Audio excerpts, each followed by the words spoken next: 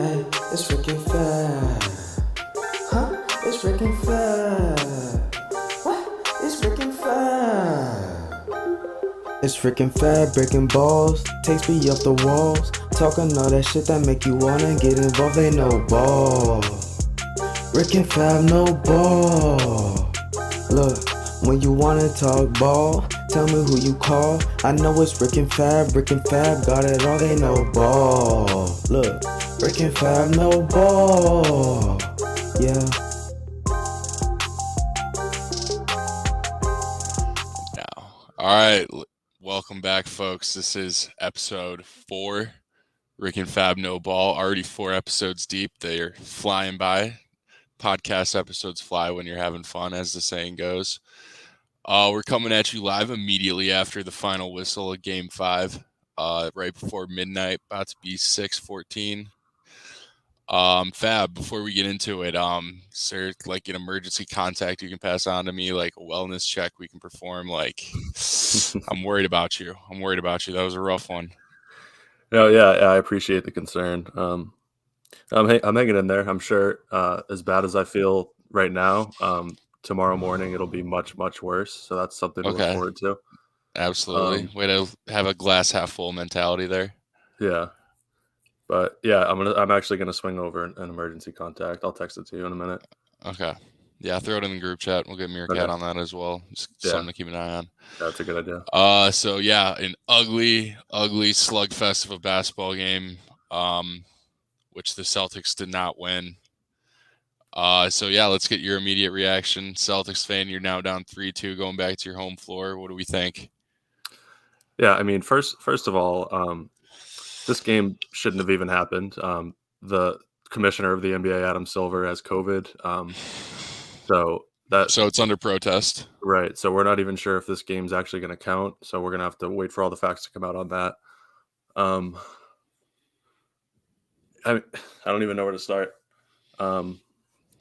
Celtics were more concerned with the referees, it seemed, than playing basketball against the Warriors, which proved to be a problem, as you may guess.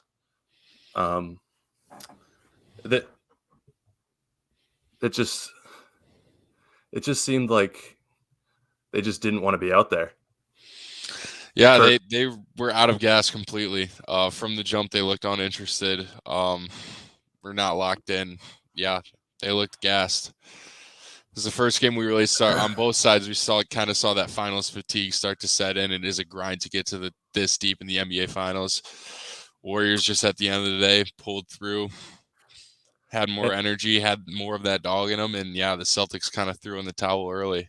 If you told me that Steph Curry would go 0 for 9 from 3, and we win the third quarter by 11 points, and we lose by 10 points, I would tell you you're fucking crazy. That's the most brutal part, is that Curry stat line. In the first game, he hasn't made a 3 since 2018. It's 233 straight games he's made a 3-pointer. This is the first one he hadn't made one, and just couldn't capitalize at all. The Celtics just love to piss away the most winnable games. Like, you go back to last series, they piss away that game where Jimmy Butler sits out the entire second half. Like, it's not obviously what Curry wasn't playing horrible where it was like he wasn't playing, but it's like, if he's not going to make a 3, he had 16 points. Like, we kept him in check / he just couldn't hit anything.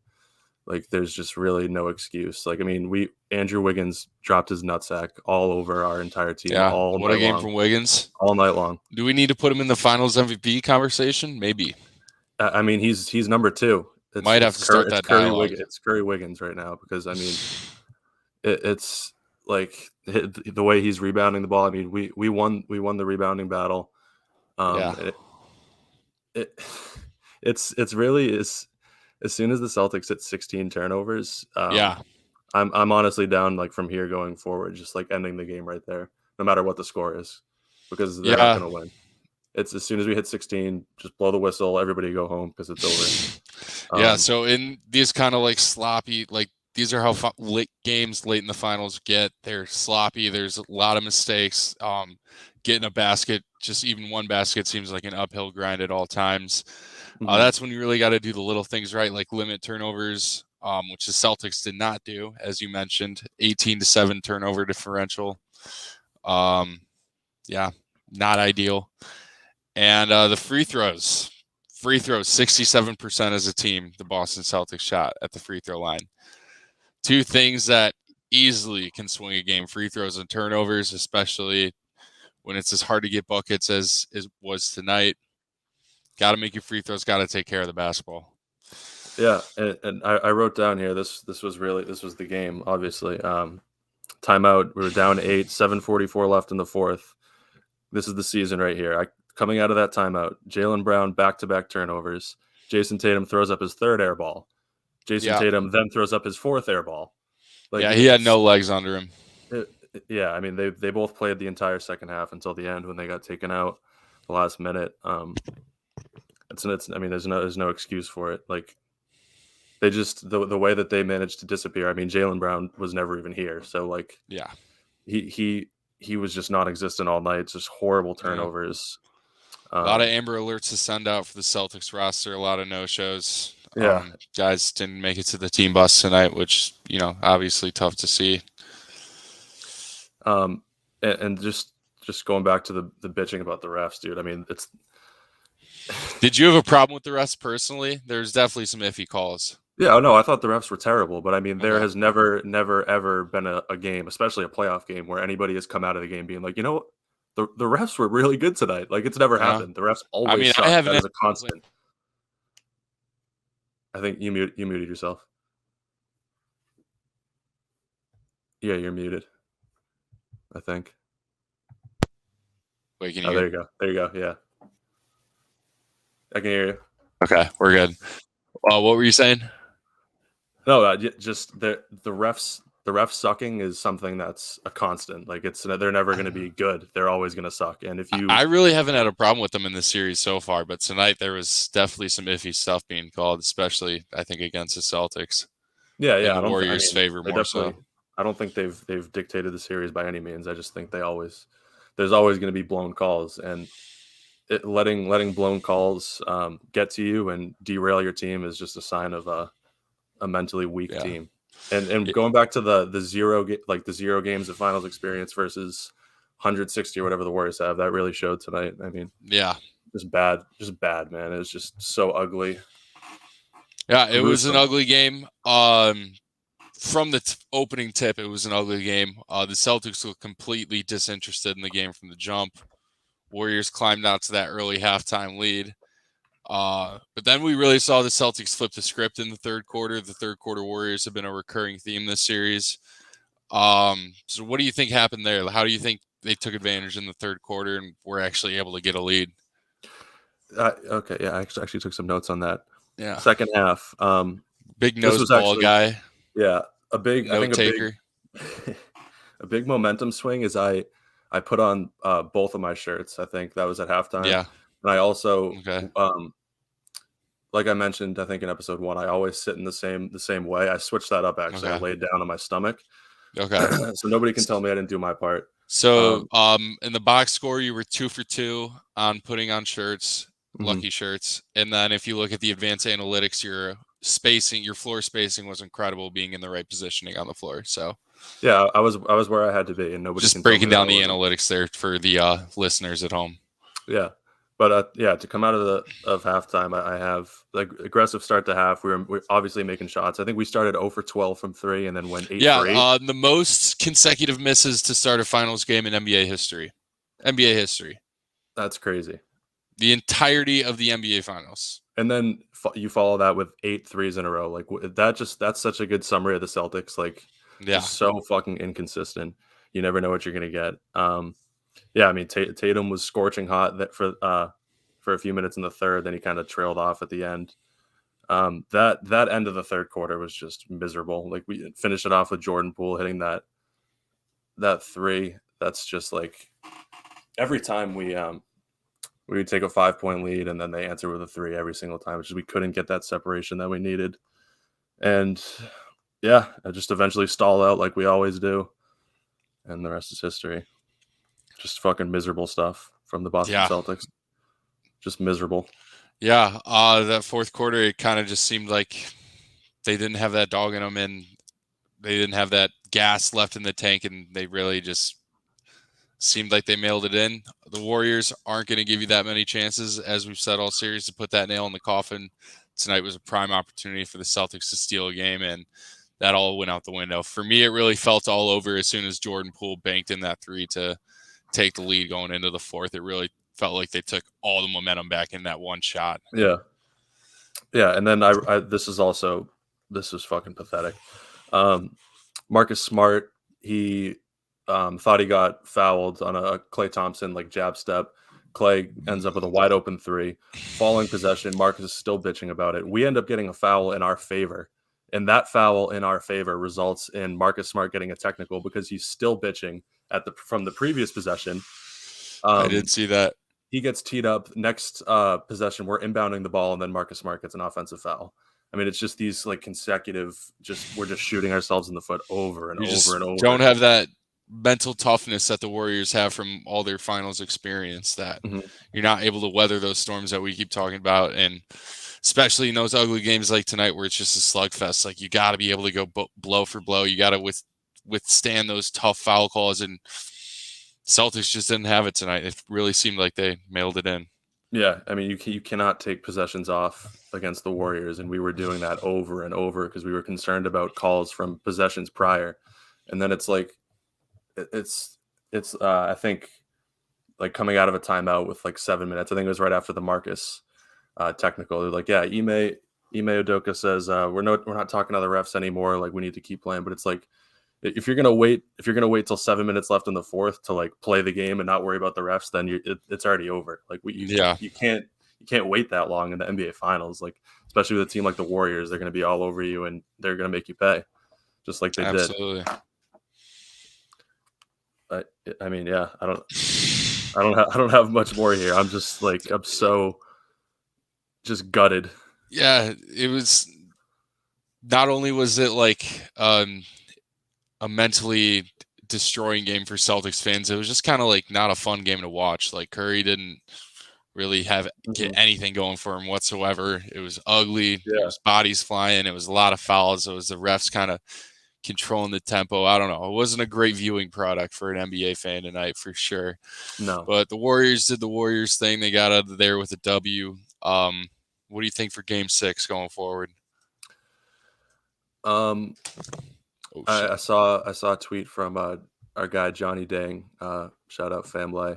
Yeah, it was something along the lines of how can you have any confidence in this team that they're gonna turn it around? You know what I mean? Yeah. And there's no silver lining or any coming out of this game. We lost 2 in a row for the first time. Everyone thought we were invincible off of a loss. I don't know. I mean, turns out you're not. So yeah, it turns out we're not invincible off of a loss. Yeah, I mean, I'm not going to throw in the towel yet. I mean, I'm gonna bleed green from now until Thursday at 9:00. Well, I thought bleeding green was kind of a lifetime contract. Oh yeah, but I'm gonna be bleeding extreme amounts of green from now until Thursday. I'm gonna be hemorrhaging. Yeah, I mean, yeah, I'm gonna have to digest this. Wake up miserable tomorrow. Probably have a really bad. No, actually, no. I'm not gonna have. I can't have a bad day. I can't let it get to me like that. We're gonna have a couple really love good that days. Mentality. We're gonna come back. We're gonna win Game 6, and then Game 7. Anything can happen. Right. Game That's 7, anything goes. That's anything the thing goes. about Game 7. It's the most beautiful 2 words in sports, and anything can happen. But you got to get there first. You got to survive Game 6. I didn't see a whole lot tonight that would instill confidence in me as a Celtics fan, like you said. Low energy, not a whole lot of offensive movement. The Warriors defense really set the tone early and often and kind of controlled it the rest of the way. So a brief sign of life in that third quarter, but other than that, not a whole lot to talk about here. No, yeah, there's really not a whole lot to talk about. It's just the same old miserable Celtics. Yeah. Just Celtics in 7 though. Celtics in 7. All right, Celtics in 7. I do think this one's going to go 7 as well. I think the Celtics are going to find a way to throw one last win together on their home floor. I think they're going to have that crowd behind them 100%. And also 3 days rest. That's going to be huge for them. Get their legs back underneath them because boy, oh boy, they did not have them tonight. They did not have any energy whatsoever. I'm still saying Warriors in 7, but we'll see what happens. Yeah. I mean, it should be. I'm just hoping if we can get to Game 7, I think that'll be anything can happen. That'll be a good game. Do we want to go over picks? Yeah, let's do that. More of a brief recap for a game that there wasn't too much to write home about, to be honest with you. So, yeah, I mean, listening to this recap is going to be very similar to listening or watching the game, just like not dead and it's just kind of. The Celtics took the life out of Fab tonight. Yeah. If MereKat's going to join us, we can do our picks recap. I did again, third guest, still not Kyle Rittenhouse. It's MereKat again. I know you guys are getting sick of him, but here MereKat is back. Producer MereKat in the building. How we doing, fellas? Great first 15 minutes of the show there. Nice little recap. Rick, you were not too hard on Fab there. I might have had to intervene, but you were gentle. Had to keep it civil. I appreciate it. He's been through enough tonight. I appreciate it. Well, time to go over our picks. The series is going 7, so we still have 2 more games worth of picks. Anyone is in play to get punished. Fab and Rick both going 2 and 3 tonight. MereKat going 3 and 2. The 4 and 1 streaks are broken. Hate to see it, but Fab's still alive here. Yeah, I mean, a lot of ball left to play.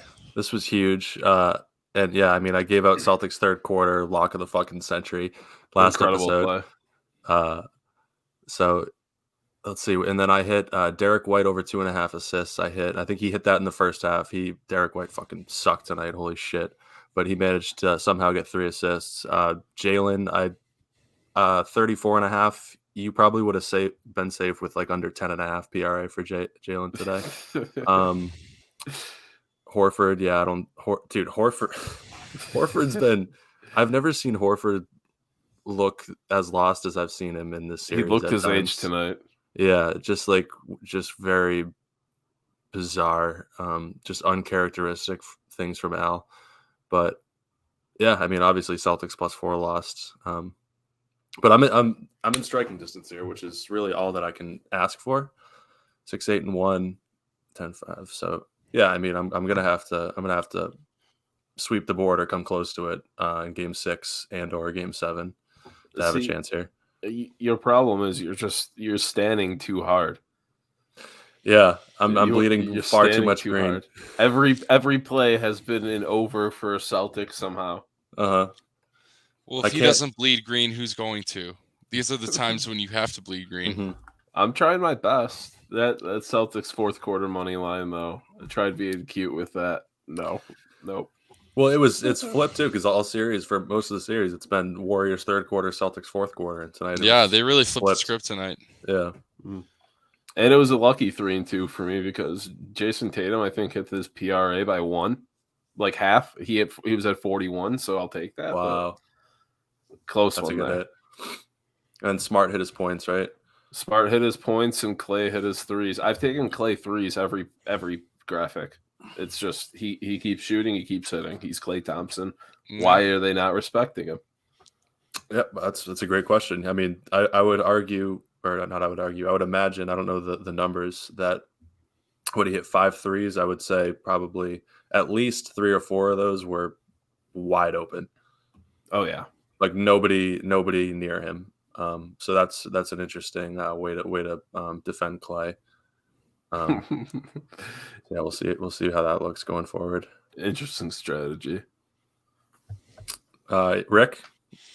Yeah, I don't know. Wait, which one are my 2 winners here, MereKat? You won the Warriors -4 and Draymond over 5.5 assists. You sandwiched. Yeah, so went right back to the Warriors. Well, I mean, -4 seemed like the lock of the decade. Just didn't really see any case where they lost on their home floor tonight. Sorry, Fab. Didn't get their over on their points tonight. Kind of a brutal beat there coming down the stretch. They had some missed buckets in the fourth quarter that would have pushed us over, but I mean, they were low scoring all game, so that it had no business hitting in the first place. Smart, just complete non-factor on the boards tonight. I think he had 3, which is tough. Yeah, I mean, he had 2 most of the game. Just it was a non-factor.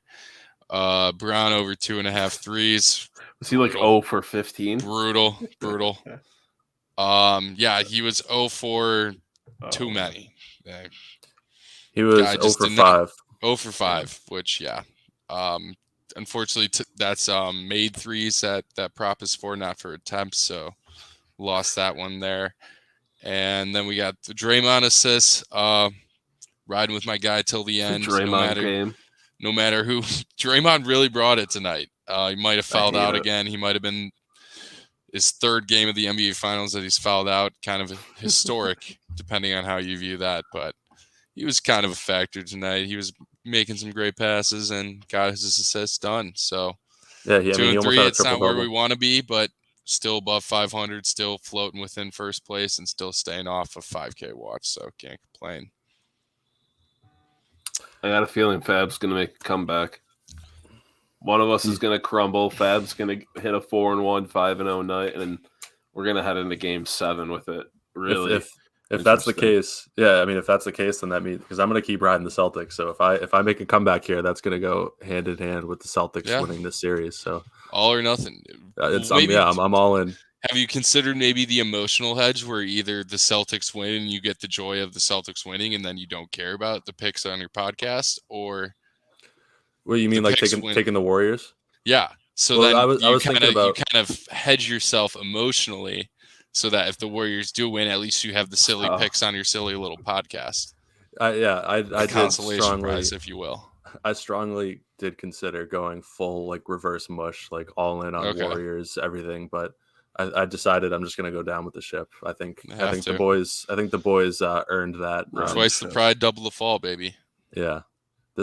After this run that we've been on, I think they've earned my 100% loyalty here. I'm going down with them.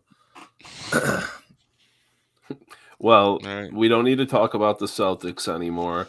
Should we get into our first ad read of the evening? Oh, yeah. Give us an ad read. This is kind of a last-minute one, but I just heard from them. Let's go. So tonight's ad read is from the good folks over at Crypto.com. Just actually purchased the rights to the Lakers arena from Staples. It's not the Crypto.com arena. Let me just pull up the ad read they sent us over here. Okay, so Crypto.com. Nobody panic. Everything is fine. Keep holding on to your Bitcoin. Once again, nobody panic. Use promo code Rick and Fab for 25% off your first Bitcoin purchase on Crypto.com. Once again, keep holding your Bitcoin and nobody panic. Everything is fine. So that's from the good people at Crypto.com. Thank you for sponsoring. Thank you, Crypto.com. Yeah, Crypto.com. You guys know I'm not too plugged into the crypto scene. Things are they going well over there? Anybody have any intel on that? Or I was just checking earlier. Bitcoin is down 27% the past 5 days. So that just means it's prime for a big comeback, right? So this is where you buy the dip, right? Am I using? Yeah. I think this is where you buy like everything. Like I might sell my home. I actually so I have so went in like middle school or something. My boy Cranny, you guys all know Cranny if you're listening to this, probably. Shout out Cranny. Told me to buy Bitcoin. So I put like $10 into Bitcoin way back then. Probably like a few months ago, I remembered that I had it, so I downloaded a crypto wallet. But the money is that $10 turned into like $60 or something like that. But the money is like stranded in there. So I've just been like going back and I look at what it's at, and that $60 I had is down to $32. So I'm not sure if that's actually $31.45. That's good. So I might have to get a second mortgage on the house at that rate. Yeah. So that seems $28 good. Loss. That seems So ramen for dinner all week. Ethereum's down 16% the past 24 hours. Another encouraging number. Yeah, and all I'm hearing here is just buy the dip. Just buy the dip, right? So it's an interesting think that- philosophical question, though, because the logos for these cryptocurrencies are circular. They're ball-shaped, like the Bitcoin logo. Mm-hmm. But they're actually intangible. Cryptocurrency is intangible. Are you sure? You can't spend it. You can't really use it for anything except to sit on it and kind of cross your fingers that it grows up, that it goes up. So I don't know. You're telling me that when I buy like 0.0123 Bitcoin, they're not like taking a mini little hammer and pick and chopping off a piece of a Bitcoin for me? That's what I honestly thought for a little while. I think it's kind of that just like in a computer sort of way. Okay. Does anyone here know what crypto mining actually is? I know it's like horrible for the environment. Yeah, like I know Is it? you need like because of electricity. I think 'cause I you heard need, it's certified not good, yeah. 500 computers like connected together. I think that's kind of the downfall of this whole crypto game is Like, where are it's you just mining ruining it our from? planet Are you at an just accelerated stealing rate. it?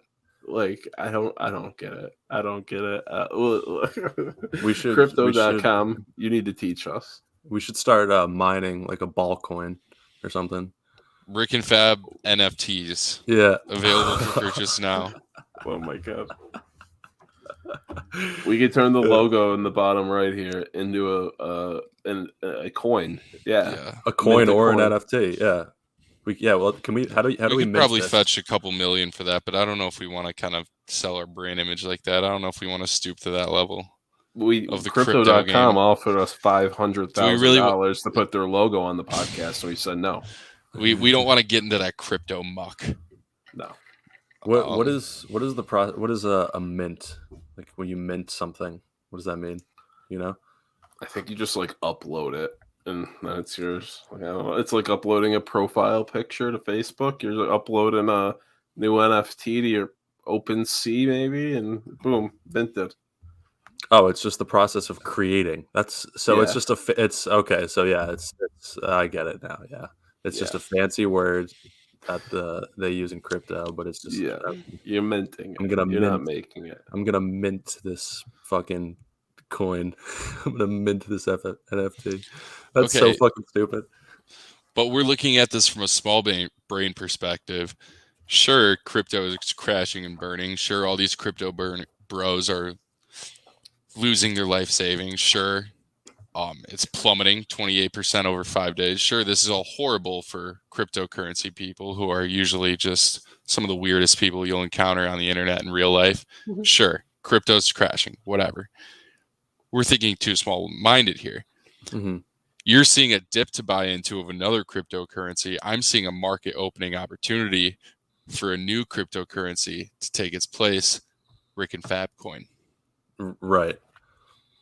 And we're just gonna pump the shit out of Rick and Fab coin. We're gonna get what's his name, Elon, to tweet about it. Yeah. I know the founder of Dogecoin is an avid listener of Rick and Fab No Ball. I know I give the guy a lot of crap, but Elon's a huge friend of the pod, so we could definitely get something in the works, I think. Oh yeah, Elon's a longtime supporter and ball knower, as far as I'm concerned. Love showing them crypto mining on planes, allegedly. allegedly. Our good pal Elon. Have either of you guys ever like bought an NFT? No.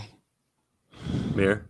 I have like Top Shots and stuff like that, like NBA Top Shot, if you know what that is. Yeah, that was like the huge moments for a little bit, wasn't it? I got into that pretty early and I made some money off some early ones, but like I still have a shitload that like I haven't bought in a while, but like I'll just sit on them like forever. Mm-hmm. I have some NFL ones, like I think they're cool. Like I sought some out that I wanted, like Jokic and like, you know, Josh Allen and stuff. Like they're cool. I made some money, but like not really. Yeah, NFT guy. Than that. I was actually a day one investor in a wide assortment of Bored Apes. I was kind of in on the ground floor of that. They were all seized by the IRS during that kind of whole tie-up investigation. Yeah. But anyone who knows me knows I'm a huge crypto guy.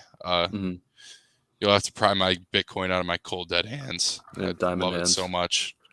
You That- have to be weren't so they- smart to invest in cryptocurrency because all it does is go up, and it's not at all volatile or scamming people out of their life savings. So, Well, my crypto. you're widely known as Diamond Hands Rick, aren't you? Yes. So yeah, I mean they don't call him that for nothing. When GameStop takes over Amazon and Bitcoin hits 100,000, I'm gonna retire early and put my full time and attention into this podcast, and you're all gonna be sorry. You're all gonna be sorry you were laughing at Diamond Hands Rick. I'm not even kidding. I still have like AMC stock because I forgot about it in my Cash App, and like I'll just get like an update every like month or two, like a notification, like, oh, your AMC stock is down another 8% this month. It's just like I'll never sell it. Like, I could look past the top shots, but don't tell me you're holding the AMC stock. I'm not holding it. I forgot I had it. It's like meaning you're $25 worth. I cannot believe that whole saga. That was fucking insane. Yeah, that was wild shit. Like the GameStop. When they thought they were doing like a whole revolution, and then they're just like, oh, okay, we're just going to pause the stock market for a day. And then everyone was like, oh, yeah, we can't do anything. That's right. What a time. What a time to be alive. Yeah. All right, what do we got? Ready to move on? Any more crypto talk? No, we're going to move on from Celtics talk and talk about the Celtics a little more before we move on from them completely. Bozo Portnoy. Oh, yeah, back to Bozo Portnoy. Mush Portnoy. Mush Portnoy. Wait, we got to get the banner off.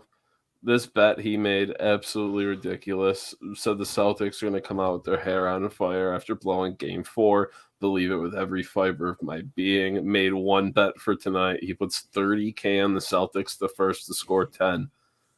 Celtics didn't score 10 until 2 minutes and 6 seconds left in the first quarter.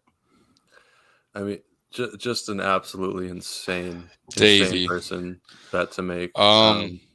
Yeah, so here's the thing about my old friend Davey Portnoy, Tiptoes Portnoy, as I like to call him, when we snapped that photo together way back when. He did go on his tiptoes, for those wondering at home. But yeah, good old friend of mine. But I keep telling him, man, if he's posting all these gambling picks, he posts a lot of like big money bets, and it sure seems like he's losing a lot more than he's winning. So maybe at one point just Venmo me that money instead of betting it on these very clear-cut losers. It's such a crazy bet, because even if the Celtics do come out with their hair on fire, like the way that games like swing like early in the game, like it's just first to 10 is just such a wild bet to be like that confident in, especially against like a team like the Warriors at home. Like just an absolute maniac pick from Prez, but Viva regardless. So those are the bets that really get the juice. Those are the bets that really get the juices flowing, though. The first bet, the race to 5, the race to 10. But when it's like that's pure degeneracy at its finest. That's tough. Those are very fun bets, but for like I'd imagine, I mean, 30K. I don't know what Portnoy's unit sizes are. I'm not going to unit shame him. But pause. What are you asking? How large it is? You're asking how large his unit is. I don't know. Portnoy's unit is. He's dropped like 4 sex tapes. Everybody's seen Portnoy's unit. True. But well, pause. Rewind. Has he not? Everyone just pause themselves. No, everyone just pause themselves. Pause the podcast if you're listening. Everybody pause right now. Solidarity pause. Yeah, I mean that was all right. You can press play now. The best reply to that tweet was like one of the top ones I saw. It was just a screenshot of his bet slip, and they just circled the responsible gambling number like 50 times. Oh wait, what? Before we move on, another thing that I just thought was just fucking hilarious. How or do the Celtics was trending, so it was just do the Celtics. So all the tweets were like, how do the Celtics? Why do the Celtics? Just over and over. It's like do the Celtics know they're tweets. Playing in the NBA Finals? Yeah, over. Do the Celtics have any dog in them? I've never Celtics seen seem to care if they turn the ball over. Oh, now actually 20.5K tweets. The refs are now trending as well. And then the damn refs. Celtics is now trending as well. Damn Celtics. Damn Celtics. Damn Marcus Smart Celtics. as a Celtic is trending. Like, dude, this is just torture. I need to fucking not go on Twitter for a couple days here.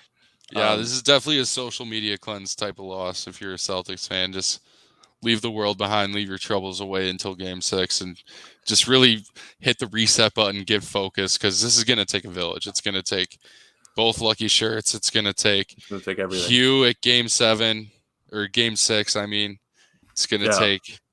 We're going to need Hugh at Game 6. Hashtag Hugh, Celtics. if you're listening, we need you at Game 6. Get it trending. Southie Sharp, if you're listening, you're the best gambler of South Boston, and we're going to need you at Game 6. Yeah, I don't know. It's going to take the entirety of Boston to get this one done. So we'll see if Fab's up to task. I will be. Still bleeding green. Game 6 for the rest of our lives. What do we got? Let's move on. I don't want to talk about the Celtics anymore. All right, we're still talking ball. Montrezl Harrell did a weed. The Charlotte Hornets did a great many weeds from what I a lot understand of here. weeds. Yeah, so he's facing felony what the state of charges. Kentucky would consider a felony amount. Mm-hmm. That's though a weed in question here. Yeah, Michael Jordan's boys are just early and often this offseason. It seems like with Miles Bridges and now our guy Montrezl here. There's a lot of shit going on with LaMelo Ball too, just getting into it, impregnating like 40-year-olds or whatever. But this Harrell story, he gets pulled over in Kentucky because he was driving too close to the vehicle in front of him. Cop First off, over. That's the oldest rule in the book. You never do two illegal things at once. If you have a felony amount of marijuana on you in the state of Kentucky, you obey every traffic law in the book. That's how every pro athlete gets popped in these situations. It's the easiest thing to avoid. Mm-hmm. But just don't tailgate someone, Trez. Come on. But it's also like a bullshit thing to pull over for, like, and then yeah. But I'm thinking, like, if you're baked and you're driving around, like I'm driving like 13 to 15 miles an hour under the speed limit when I'm driving baked. Yeah. Like, not that I would ever drive. Hypothetically, if I was driving baked, I would probably drive about 10 to 15 miles per hour below the speed limit. I can't imagine like being on the guy in front of me's ass. I'm driving so fast. If I was hypothetically, I was driving baked, but yeah, I can go on. So yeah, he smelled weed from his 2020 Honda Pilot. Yeah, that's the next thing I wanted to point out here. I drive a Honda Pilot. How is an NBA player driving a Honda Pilot? I DoorDash in an 08 Honda Pilot with 270,000 miles on it. Obviously, the 2020 version is probably a better quality than the 2008 one I drive. It's a little clunker, but a Honda Pilot? A Honda Pilot. I didn't even really notice that the first time I read through. That is kind of bizarre. Not a high-class vehicle, to say the least, Fab. Montrezl Harrell has made $20 million in 2 years. That's not Honda Pilot money, for sure. Yeah, and then so he admits to the cop. He's like, oh, yeah, I have weed on me. Hands him a little pot out of his pocket. Cop's like, all right, well, now I'm going to search your Love that car. move. I got a reason. And Love he that has move, though. 3 pounds of vacuum-sealed marijuana in a backpack in his backseat. He's getting charged with felony trafficking charges. Not a great look for Montrezl there. He won't get in trouble, probably. NBA's cool with weed, but... Yeah, his only probably concern now is the state of Kentucky, which has arcane laws on weed. Yeah, I mean, the whole story sounds fishy reason to pull him over. The classic smelled it on him, searched the car. I don't know. Sounds fishy there. But yeah, I love the move of revealing the weed in your pocket, trying to get away with a small hit. Like, officer, I'm cool. Like, I'm being honest. Pull off the small hit instead of a big heist. It's just a word to the word of advice in that situation. This is just not say anything, not give them access to anything, demand a lawyer, especially if you're in the NBA with 3 pounds of vacuum sealed weed in the back. But I mean, yeah, tough situation across the board.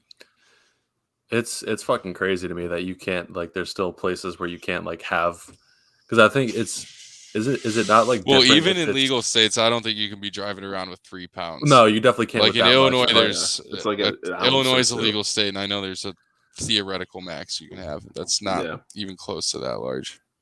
But I think if in a legal state, I don't know if you're getting searched for the smell of it because you're allowed to have it. You know what I mean? So you'd be like, yeah, I have it. I mean, like I got pulled over like a couple of years ago, and he was like, the cop was like, I smell weed wherever it is. Like in the future, make sure it's locked up in the trunk. I was like, word. But like, Word. yeah, it's just crazy to me that down like where Kentucky, North Carolina, down there, like it's like fucking heroin still, which is just insane at this point. Also, did you guys know Montrezl Harrell's first name has an L at the end of it? Like Montrezl? Yeah, Montrezl. I didn't know that. I just thought it was Montrez. I don't know. Well, he's a Louisville guy. I remember him from his tournament run, I think. Yeah, it's always been fuck Montrezl Harrell, but I'm hashtag team Montrez right now. Yeah, free Montrez. Mm-hmm. Even though he's probably not imprisoned. Yeah, did he get arrested or what? He's facing felony charges, but like he at least got a bail or something. Yeah. Yeah, so I don't know. You never know in a state like Kentucky. You could be in a bit of trouble here. Yeah, stay hot, Hornets. Nothing but the best. Who's next? Is it going to be Gordon Hayward?